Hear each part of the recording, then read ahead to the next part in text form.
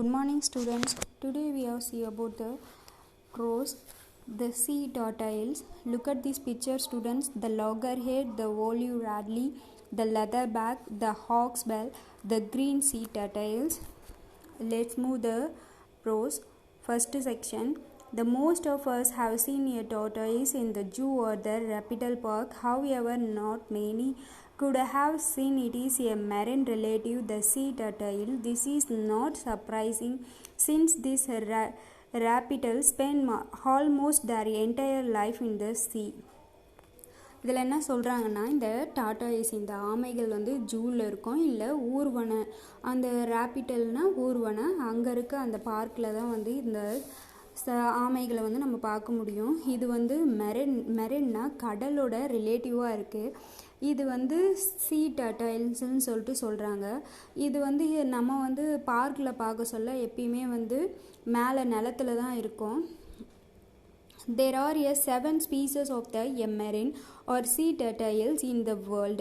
இந்த வேர்ல்டில் வந்து 7 ஸ்பீசஸ்னால் 7 டைப்ஸ் வந்து இந்த ஆமைகள் வந்து இருக்குது, கடலில் இருக்குது.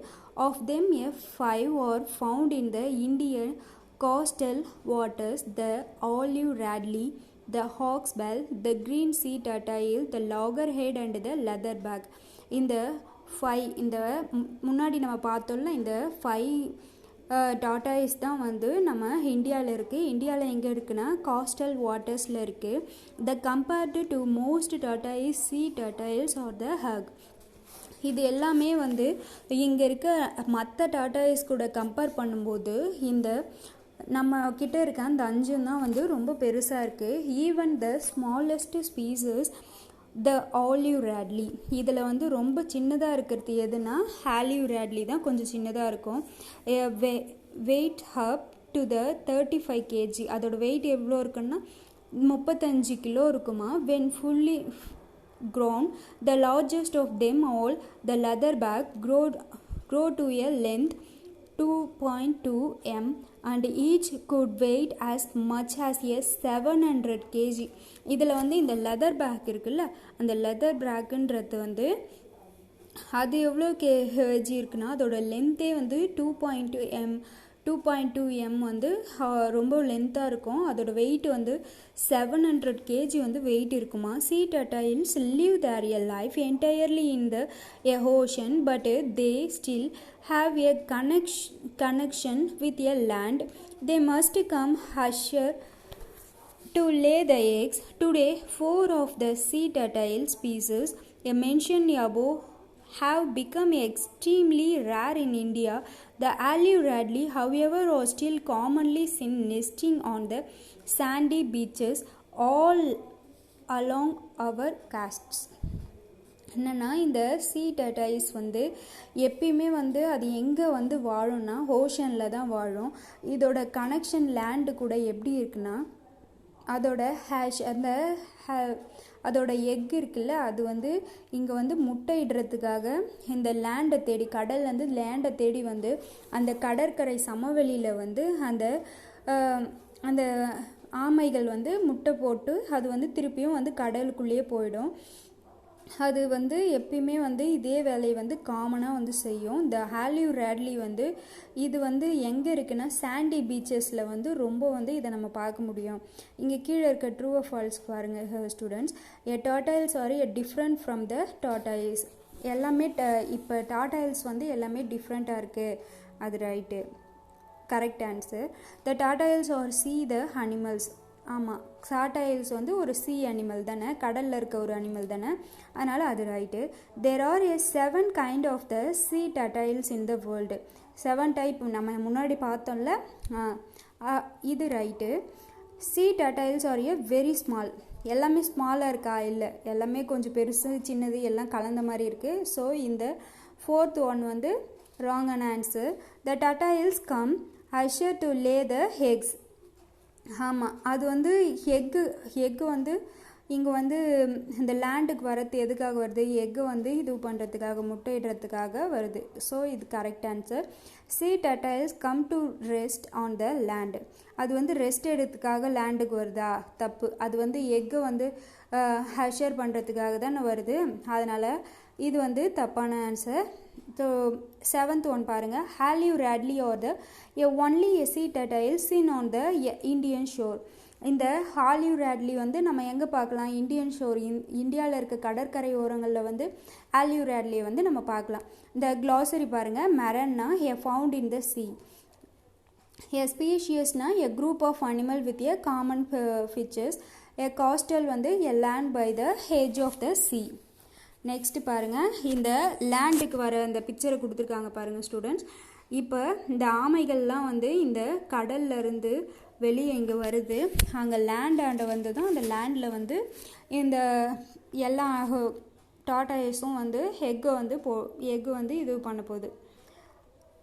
அதை போட்டிருக்காங்க பாருங்கள். இந்த பிக்சர் வந்து எங்கே எடுத்ததுன்னா, in most part of the world the Halive Radley come Hashar alone to lay their eggs. However, Odisha is the one of only a 3 place in the world where a phenomenon known as the mass nesting or a haribada takes place on certain nights during the nesting seasons.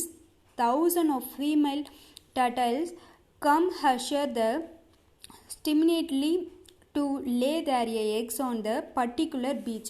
என்னென்னா, இங்கே ஹரிபடா அப்படின்ற ஒரு பீச்சுக்கு தான் இந்த நிறைய வந்து இந்த டாட்டாய்ஸ்லாம் வந்து வருமா. எதுக்காக வரும்னா, அது வந்து அந்த முட்டையை வந்து இங்கே வந்து முட்டை போடுறதுக்காக வருமா. இங்கே வந்து எவ்வளோ வரும்னா, இங்கே உலகத்திலே இருக்க ஒரு 3 பிளேசஸில் மட்டும்தான் வந்து இந்த ஆமைகள் வந்து இந்த நெஸ்டிங் பண்ணுறதுக்காக வருமா. அதுலேயே வந்து இந்த அரிபடா அப்படின்ற அந்த பிளேஸில் தான் மாஸ் நெஸ்டிங் நடக்குமா. நிறைய ஆமைகள் வந்து அங்கே தான் வந்து முட்டை போடுமா. இந்த ஒரு நைட்டில் அந்த சீசன் இருக்கிற அந்த நைட்டில் வந்து நிறைய ஆமைகள், ஒரு 1000 ஃபீமேல், ஒரு 1000 பெண் ஆமைகள் வந்து நிறைய முட்டை வந்து போட்டு போகுமா இந்த பீச்சில். நெக்ஸ்ட்டு செகண்ட் செக்ஷன் பாருங்கள் ஸ்டூடெண்ட்ஸ். இதில் வந்து between the month of the January and the March, a female Halive Radley come ashore at the night to lay their eggs. This quite a problem for them, as a turtles, a front flippers enable it to swim gracefully and effortlessly, but are not very useful for moving on the land.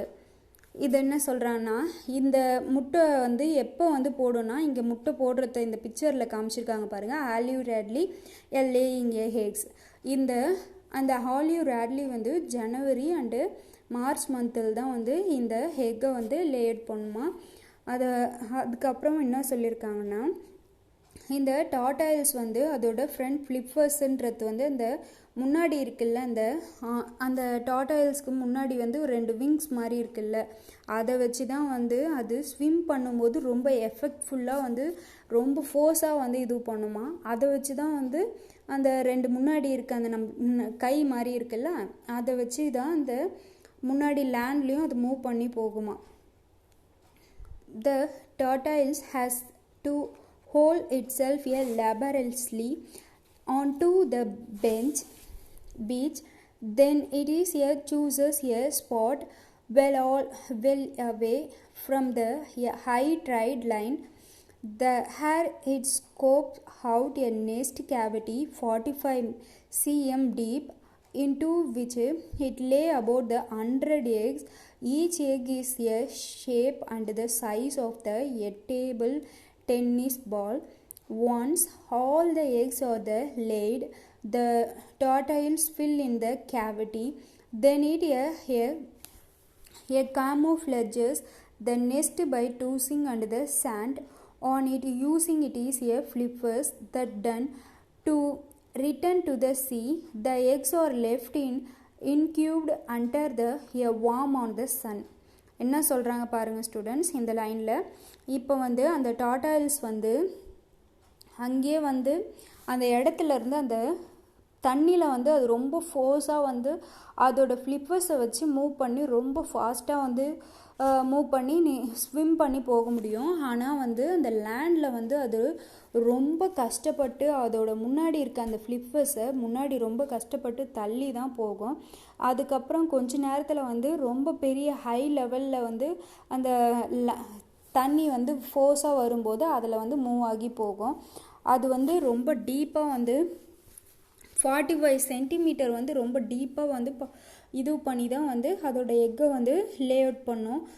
இந்த ஆமைகள் வந்து எத்தனை முட்டை வந்து போடும்னா 100 முட்டை வந்து இந்த egg வந்து போடும். அந்த எல்லா எக்குமே வந்து ஒரே ஷேப் அண்ட் சைஸாகவே இருக்கும். அந்த எக்கு வந்து நம்ம பார்க்கும்போது எப்படி இருக்குன்னா, இந்த டேபிள் டென்னிஸ் பால் இருக்குல்ல, அந்த பாலோட சைஸ் மாதிரி இருக்கும். நெக்ஸ்ட்டு இது வந்து இந்த ஃப்ளிப்பர்ஸை வச்சு திருப்பியும் வந்து கடலுக்குள்ளே போயிடும். அந்த எக்கை வந்து லேட் பண்ணிட்டு அதுக்கப்புறம் அது கடலுக்குள்ளே மூவ் ஆகி போயிடும். அந்த எக்கு வந்து எந்த ஒரு இடத்துல வந்து அந்த பீச்சில் வந்து இது பண்ணியிருக்குன்னா, அந்த சன்லைட் வந்து அது அந்த எக்கு மேலே படுற மாதிரி ஒரு நல்ல ஒரு லொக்கேஷன் பார்த்து தான் அந்த எக்கு வந்து லேயிங் பண்ணும். அதுக்கடுத்து வந்து அதுவே வந்து அந்த சன்லைட் பட்டு கொஞ்ச நாளில் வந்து அந்த எக்கு வந்து பாயில் ஆகி வெளியே வந்து ஒரு சின்ன ஒரு tortoise வந்து வெளியே வந்துடும். In many places around the world, local people follow a track on the tortoise to its nest. They collect the egg for eating. A jackal, domestic dog and a pig to dip up and eat the eggs by following the scent left by the tortoise. Those eggs that escape such a people and the predators hatch a 45 to 60 days later. The hatchling open the leathery eggshell with the help of the tiny egg's tooth. This is like a razor blade at the tip of the hatching snot. When most of the eggs have hatched, the hatchling push themselves upward, though they scent and they emerge on the surface of the beach. From here they make a hurried dash of the sea. இப்போ இந்த பேராவில் வந்து என்ன சொல்கிறாங்கன்னா, அந்த பிளேஸில் அந்த egg அந்த tortoise வந்து எந்த இடத்துல வந்து எக்கை வந்து லேயிங் பண்ணும் அப்படின்ற அதோட அந்த நெஸ்ட்டுன்றது வந்து அந்த கூடை வந்து எல்லாருமே வந்து தெரிஞ்சு வச்சுட்டு இருப்பாங்க. ஒரு சில பேர் அந்த எக்கை வந்து கலெக்ட் பண்ணி அவங்க வந்து ஹீட் பண்ணிவிடுவாங்க. அவங்கள வந்து அந்த எக்கை வந்து சாப்பிட்றதுக்கும் அந்த டொமஸ்டிக் டாக்ஸ் வந்து அந்த எல்லாத்தையுமே நாய், பிக்கு அதுக்கெலாம் வந்து ஒரு உணவை வந்து இந்த எக்கு வந்து கொடுத்துருவாங்க. அதுலேயும் ஒரு சில எக்கு வந்து தப்பிச்சு இந்த மாதிரி வந்து ஒரு சில எக்கு வந்து பூச்சிக்கிட்ட அந்த மாதிரிலாம் நிறைய மாட்டிட்டு நிறைய எக்கு வந்து ஸ்பாயில் ஆகிடும். அதில் ஒரு சில எக்கு வந்து இந்த மாதிரி நிறைய பேர் வந்து அந்த எக்கை வந்து சாப்பிட்றதுக்காக எடுத்துகிட்டு போயிடுறாங்கல்ல, அதிலேருந்து ஒரு சில எக்கு வந்து தப்பிச்சு போன எக்கு வந்து 45 இல்லை 60 நாளுக்கு அப்புறம் வந்து அதோட ஹேட்ச்லிங் வந்து ஸ்லாஷ் ஆகும். அது எப்படி வந்து அந்த முட்டையை வந்து உடச்சிட்டு வெளியே வரும்னா, அந்த டாட்டாய்ஸோட சின்ன ஒரு பிளேடு மாதிரி இருக்குமா அதோட மூக்குக்கு மேலே, அதை வச்சு சின்னதாக வந்து அதை உடச்சி அதுக்கப்புறமேட்டு அது வெளியே வருமா. அது வெளியே வந்ததும் அந்த பீச்சிலேருந்து கொஞ்சமாக அதோட ஃப்ளதர்ஸை வச்சு மூவ் பண்ணி அப்படியே ஸ்ட்ரெயிட்டாக அது கடலை நோக்கி போயிடும். இப்போ கிளாஸரி பாருங்கள். எ ஃப்ளிப்பர்ஸ்னால் எ ப்ராட் felt a limpers used for the swimming. A predators-ன்றது animal that kill other animal for a food. Howl-ன்றது வந்து pull with the force. Slash-னா cut. Laboriously-னா with a great effect. Snot-னா point of nose on an animal. Cavity-னா a whole space. Emerge-னா come out. A camouflage head or a discuss something. Incubate a hatch eggs using a worm. இப்போ கீழே இருக்க true or falls மாதிரி இருக்கிறது எது correct எது ராங்ன்றது பார்க்கலாமா students? Next இங்கே பாருங்க. இதில் first a female olive ridley come ashore at night to lay eggs. ரைட்டா?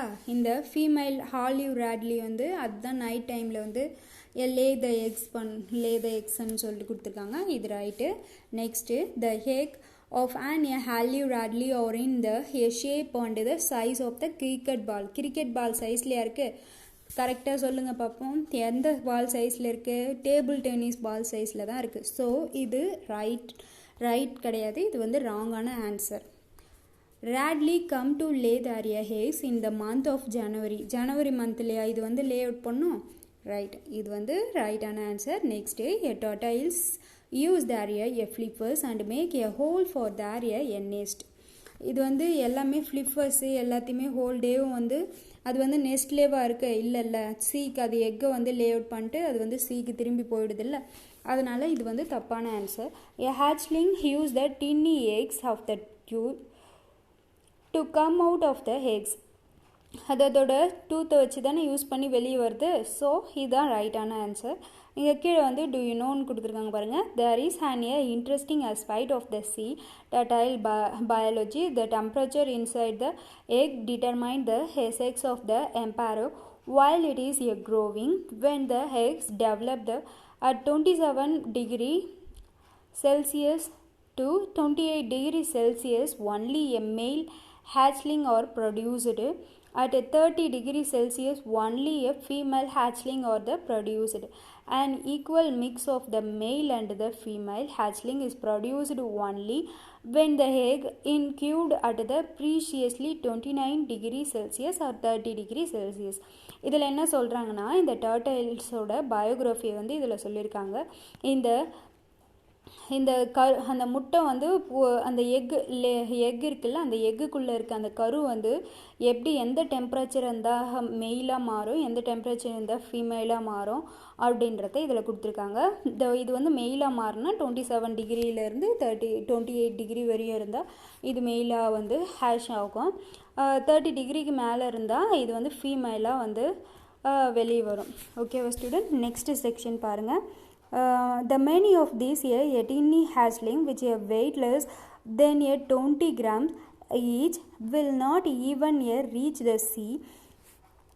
They will fall prey to the crabs or birds even before they reach the water. Most of those that do make it into the water will also be eaten by many predators in the sea within the first few days on their lives. In fact, a scientist estimates that only one in every 1,000 hatching become an adult. It is perhaps to ensure that enough hatchling survive to keep the species going that sea turtle lays so many eggs. என்னென்னா இதில் வந்து என்ன சொல்கிறாங்கன்னா, third செக்ஷனில் வந்து இந்த குட்டி குட்டியாக இருக்குல்ல, அவங்க கையில் வச்சுருக்க பிக்சரை பாருங்கள். இந்த மாதிரி தான் இருக்கும். இந்த சின்ன டாட்டாயிஸ் அந்த எக்குலேருந்து பாயில் ஆகி வெளியே வருதுல்ல, அந்த டாட்டாயிஸ் இப்படி தான் இருக்கும். இது வந்து 20 கிராம்ஸ் தான் இருக்கும் அதோட வெயிட் வந்து. இது வந்து சீக்குள்ளே போகிறதுக்குள்ளேயே வந்து அது அங்கே இருக்க சின்ன சின்ன நண்டுலாம் இருக்குல்ல, கிராப்ஸுன்றது வந்து நண்டு, அங்கே இருக்க அந்த நண்டுலாம் வந்து இதை பிடிச்சி சாப்பிட்றோம். அப்படி இல்லைன்னா மேலே பறக்கிற பேர்ட்ஸ் ஏதாவது வந்து இது வந்து அந்த வாட்டர் அங்கே அந்த லேண்ட்லேருந்து அந்த வாட்டர் அதை ரீச் ஆகிறதுக்குள்ளேயே வந்து நிறைய வந்து இந்த டாட்டாயிஸை வந்து இந்த கிராப்ஸு அதுக்கப்புறம் இந்த பேர்ட்ஸு இது எல்லாமே வந்து அதை வந்து சாப்பிட்றோம். இந்த ப்ரேன்றது வந்து சாப்பிட்றத வந்து சொல்கிறது. அதுக்கப்புறம் வந்து இது வந்து சரி இது எல்லாத்தையும் தாண்டி இந்த வாட்டருக்குள்ளே உள்ளே போயிட்டாலும் அங்கே இருக்க சின்ன சின்ன வந்து மீன் அந்த மாதிரி சின்ன சின்ன உயிரினம் வந்து இதை பிடிச்சி வந்து சாப்பிட்றோம். கொஞ்ச நாளுக்கு அப்புறம் அதுலேயும் மீஞ்சி தப்பிச்சு போன ஒரு சில டாட்டாயிஸ் வந்து கொஞ்ச நாளைக்கு அப்புறம் அது ஒரு அடல்ட் ஆன பிறகு அது வந்து இந்த மாதிரி எக்கு வந்து நெஸ்டிங் வைக்கிற ஸ்டேஜ் வந்த பிறகு திருப்பியும் அது சர்வை ஆகி திருப்பி வெளியே லே அவுட்டுக்காகி வெளியே வரும் இந்த லேண்டை தேடி. After many years of the swimming in the open ocean, the female hatchling that have become an adult return to the same beach where they were born. என்ன சொல்கிறாங்கன்னா, ரொம்ப வருஷம் வந்து அது ரொம்ப ஓஷன்லேயே வந்து ரொம்ப வருஷம் அந்த கடலுக்குள்ளேயே வந்து அந்த ஃபீமேல் டாட்டாயிஸ் வந்து அந்த கடலுக்குள்ளேயே வந்து மூவ் ஆகிட்டே இருக்கும். அது வந்து ஒரு அடல்ட் ஆகி அது வந்து எக்கு வந்து லே அவுட் பண்ணோம் அப்படின்னு நினைக்கும் போது அது எந்த இடத்துல அந்த குட்டி அந்த ஆமையாக எங்கே வந்து உருவாச்சோ அந்த இடத்துக்கே திருப்பியும் அந்த பெரியசாக வளர்ந்துட்ட பிறகு திருப்பி அதே இடத்துக்கே வந்து திருப்பியும் அந்த டாட்டாயிஸ் வந்து திருப்பியும் அதோட எக்கை வந்து பாயில் பண்ணுமா. அது வந்து என்ன சொல்கிறாங்கன்னா, how they manage to find the place after so many years in the sea is one of the many mysteries of the fascinating reptiles.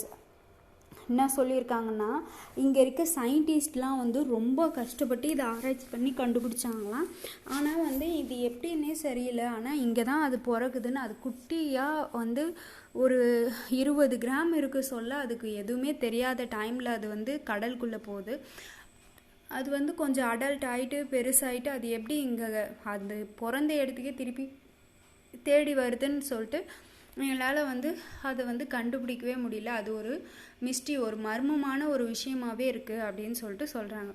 They have survived a natural danger of million of years but sadly human activities during the last few decades have put them in the grave danger. There are many factors that are threatening their survival. People hunt them for the meat or collect their eggs, something they are accidentally trapped in the nest of the motorboats. Problems like a solution, a dumping of the plastics into the ocean and a construction activity on the nesting beaches also hurt their survival. Only by the systematically taking their problems and removing these threats can we ensure that sea turtles will continue to exist in the years to come. Next வந்து என்ன சொல்கிறாங்கன்னா, இது வந்து ரொம்ப டேஞ்சரெல்லாம் தாண்டி ஒரு million years வந்து இது வாழும்.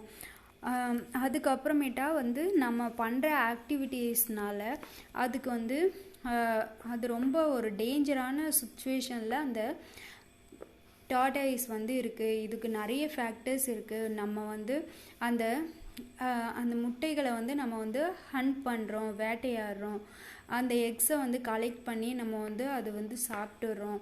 அது இல்லாமல் வர அது நெஸ்டிங் அந்த கூடு வச்சிருக்குல்ல அந்த முட்டை போடுறதுக்காக ஒரு இடம், அந்த இடத்துல வந்து நம்ம வந்து மோட்டார் போட்ஸ்லாம் வந்து அதில் வந்து நிறுத்திடுறோம். அது இல்லாமல் வந்து இதுக்கு வந்து ஒரு சொல்யூஷனே வந்து நம்மளால் வந்து கண்டுபிடிக்கவே முடியல. நிறைய பிளாஸ்டிக்லாம் போடுறதுனால ஓஷன் வந்து ரொம்ப வந்து இது டஸ்ட்டாக ஆகிடுதில்ல, அதை வந்து சொல்கிறாங்க.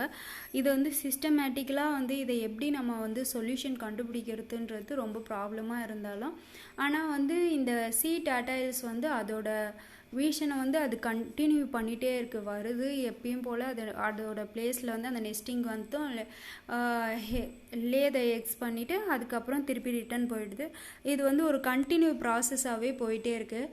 இதை வந்து யார் ரைட் பண்ணியிருக்காங்கன்னா, ஷீகர் தத்தாரி அப்படின்றவர் தான் ரைட் பண்ணியிருக்காரு. The Shikar Dattari writes a popular article on the wildlife, a conservation and the film making. He has been interested in the nature from the childhood.